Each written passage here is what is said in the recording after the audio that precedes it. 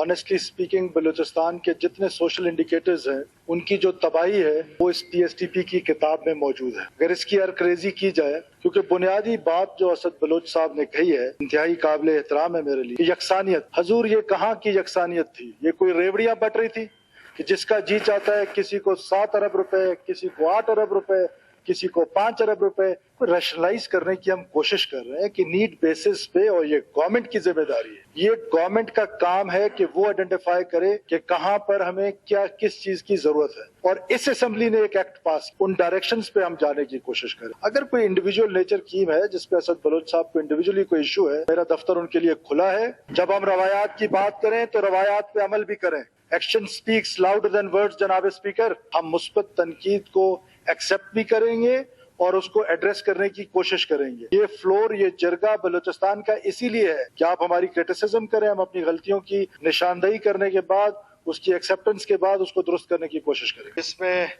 मजलूम पाकिस्तानियों को जिस बेदर्दी के साथ शहीद किया गया है, हमारी बलोच, पश्तून और बलूचिस्तान की जो रवायात हैं, उन रवायात को अगर आप सामने रखें, ये हमारे मेहमान हैं, ये हमारे यहाँ बाहोट हैं, हमारे हमसाए हैं, और उन हमसायों को इस बेदर्दी के साथ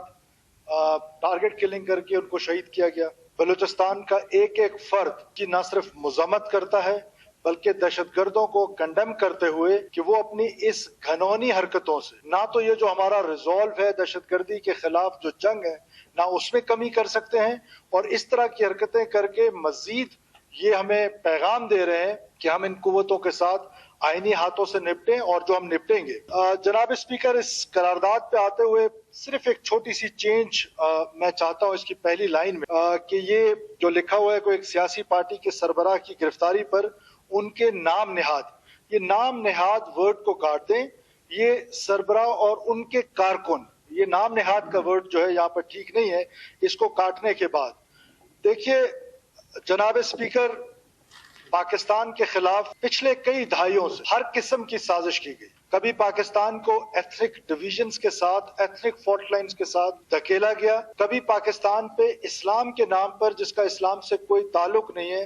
जंग मुसल्लत की गई, कभी पाकिस्तान में इतने भी प्रॉक्सीज पाकिस्तान के खिलाफ लड़ी गई। बुनियादी वजह थी, वो थी पाकिस्तान की फौज और पाकिस्तान की आवाम, उनके दरमियान हम आहंग, उनके दरमियान भाईचारा, और उनके दरमियान मैं समझता हूँ कि ये जंगें फौजें नहीं लड़ती, कौमें लड़ती हैं। बड़ा एक प्लान्ड और ऑर्गेनाइज तरीके से पाकिस्तान की फौज को खुदा न खास्ता पाकिस्तान के लोगों के साथ न सिर्फ लड़ाने की साजिश की गई बल्कि लोगों को उकसाया गया। जनाब बिलावल भुट्टो साहब ने जो कहा कि